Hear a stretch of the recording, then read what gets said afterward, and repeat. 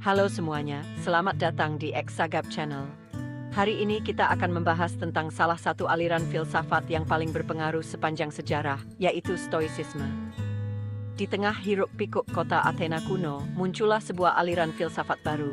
Berbeda dengan ajaran lain yang terkungkung dalam tembok akademis, Stoicisme lahir di jalanan, di pasar, di tengah kehidupan sehari-hari. Pendirinya, Zeno dari Citium, seorang pedagang yang beralih menjadi filsuf, memilih Stoa Poikile, sebuah serambi beratap di Agora Athena, untuk menyebarkan ajarannya. Dari sinilah nama Stoicisme berasal, menandai awal perjalanan panjang bagi filosofi praktis ini. Stoicisme muncul pada abad ketiga sebelum Masehi, masa transisi dan gejolak. Individu mencari makna dan panduan di tengah dunia yang berubah dengan cepat. Stoicisme, dengan penekanannya pada kebajikan, pengendalian diri, dan hidup selaras dengan alam, menawarkan jawaban yang menarik bagi dahaga spiritual saat itu. Prinsip-prinsip Stoicisme, seperti kebajikan, pengendalian diri, dan ketenangan batin, terus mempengaruhi filsafat modern dan cara kita memahami kehidupan hari ini. Di jantung filsafat Stoa terdapat keyakinan bahwa tujuan hidup adalah untuk hidup selaras dengan alam. Tapi apa sebenarnya arti hidup selaras dengan alam dalam konteks Stoicisme? Ini tidak berarti kita harus hidup sederhana atau menolak kemajuan teknologi. Sebaliknya, ini tentang memahami tatanan kosmis dan tempat kita di dalamnya. Bagi para Stoa, alam itu rasional dan teratur. Menerima ini, menerima bahwa ada hal-hal di luar kendali kita, adalah kunci untuk mencapai kedamaian batin. Ini tidak berarti kita pasif menerima takdir, tetapi kita fokus pada apa yang dapat kita kendalikan, pikiran, emosi, dan tindakan kita. Kebahagiaan, bagi para Stoa, bukanlah hasil dari mengejar kesenangan atau menghindari rasa sakit. Itu adalah hasil dari hidup berbudi luhur, menggunakan akal untuk membimbing tindakan kita, dan menerima apa yang diberikan kehidupan dengan keberanian dan ketangguhan. Dengan memusatkan perhatian pada hal-hal yang berada dalam kendali kita dan menerima hal-hal yang berada di luar kendali kita dapat mencapai kebebasan dari kecemasan, kekhawatiran, dan penderitaan yang tidak perlu. Salah satu ajaran Stoicisme yang paling terkenal adalah dikotomi kendali. Prinsip ini mengajarkan bahwa dalam hidup, ada hal-hal yang berada dalam kendali kita dan hal-hal di luar kendali kita.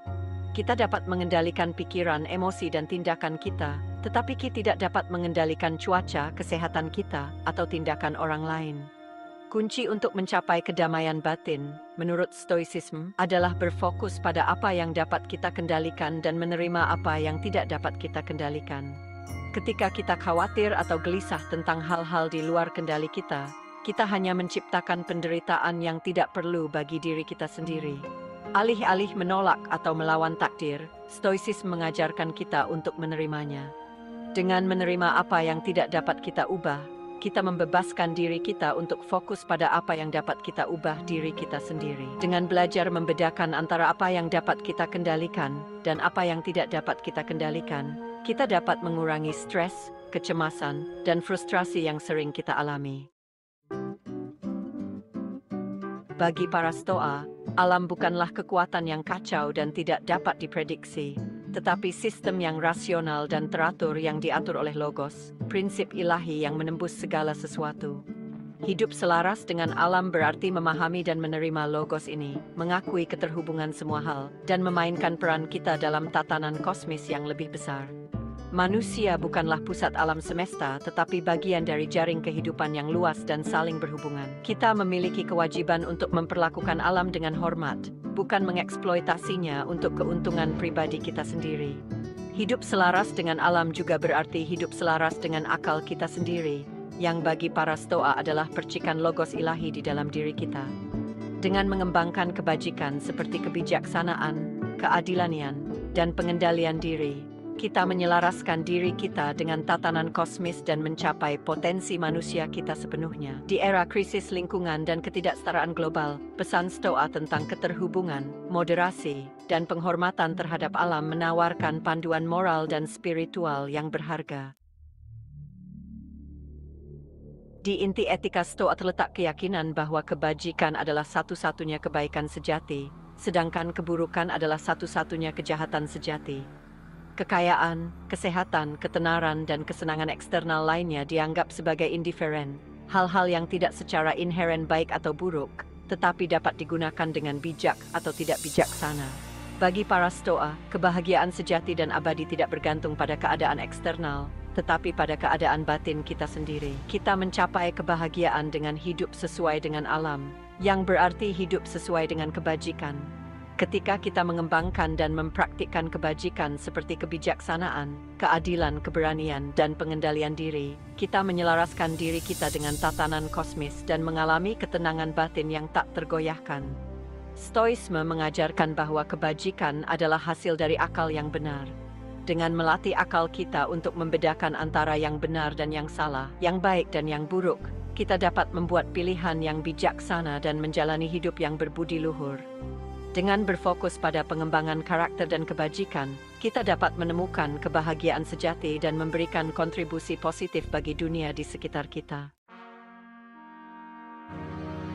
Meskipun Stoicisme muncul di Yunani kuno, pengaruhnya paling terasa di Romawi. Selama periode Kekaisaran Romawi, Stoicisme dianut oleh banyak tokoh terkemuka, termasuk Kaisar Marcus Aurelius, filsuf Seneca, dan budak yang kemudian menjadi guru Epictetus.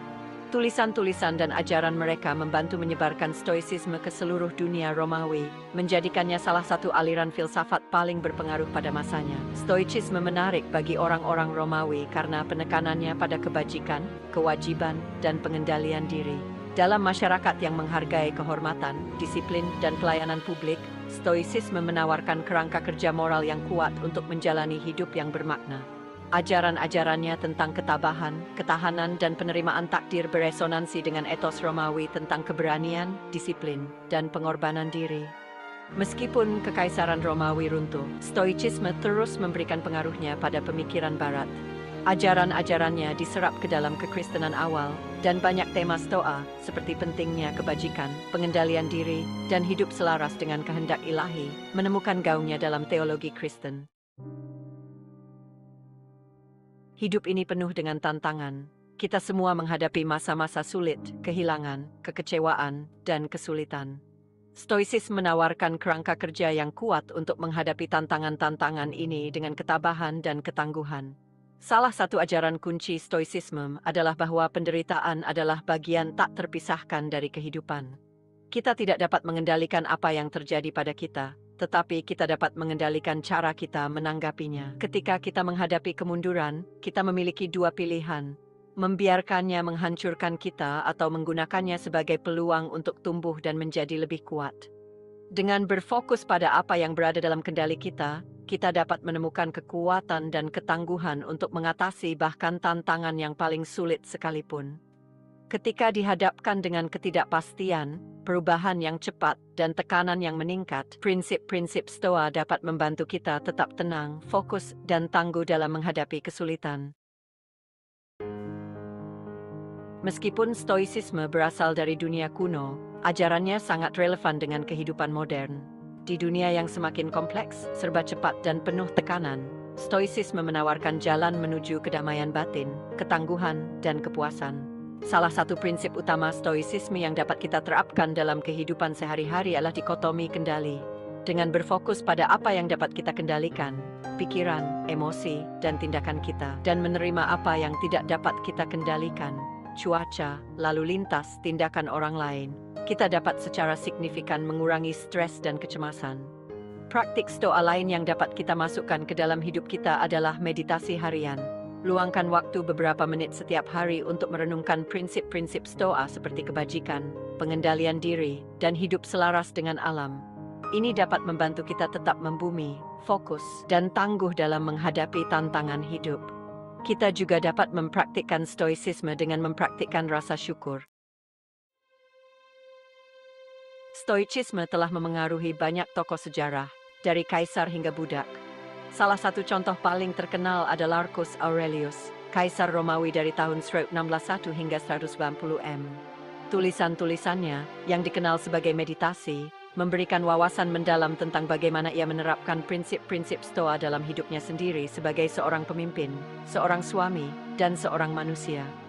Contoh inspiratif lainnya adalah Epictetus, yang terlahir sebagai budak tetapi kemudian menjadi salah satu filsuf Stoa yang paling berpengaruh. Ajarannya tentang kebebasan, pengendalian diri, dan menerima takdir telah menginspirasi banyak orang selama berabad-abad. Seneca, seorang negarawan Romawi, penulis drama, dan filsuf, adalah tokoh Stoa penting lainnya. Tulisan-tulisannya, seperti tentang singkatnya hidup dan surat-surat dari seorang Stoa, menawarkan panduan praktis tentang bagaimana menjalani hidup yang berbudi luhur dan bermakna. Stoicisme, meskipun berasal dari zaman kuno, menawarkan kebijaksanaan abadi yang dapat kita terapkan dalam kehidupan kita saat ini. Ajarannya tentang kebajikan, pengendalian diri, dan hidup selaras dengan alam memberikan kerangka kerja yang kuat untuk menghadapi tantangan kehidupan modern dan menemukan kedamaian batin. Kita dapat mengintegrasikan stoicisme ke dalam hidup kita dengan mengadopsi praktik-praktik seperti meditasi harian, refleksi diri, dan berfokus pada apa yang dapat kita kendalikan. Dengan melatih pikiran kita untuk fokus pada masa kini, menerima apa yang tidak dapat kita ubah, dan bertindak sesuai dengan nilai-nilai kita, kita dapat mengalami hidup yang lebih damai, bermakna, dan memuaskan. Dengan mempelajari ajaran-ajaran para Stoa kuno dan menerapkannya dalam kehidupan sehari-hari, kita dapat mengembangkan ketangguhan, kebijaksanaan, dan kekuatan batin untuk menghadapi tantangan hidup dengan berani dan anggun. Stoicisme tidak hanya menawarkan seperangkat dogma, tetapi seperangkat alat dan praktik yang dapat membantu kita berkembang sebagai individu dan menjalani kehidupan yang lebih baik. Terima kasih sudah menonton video ini.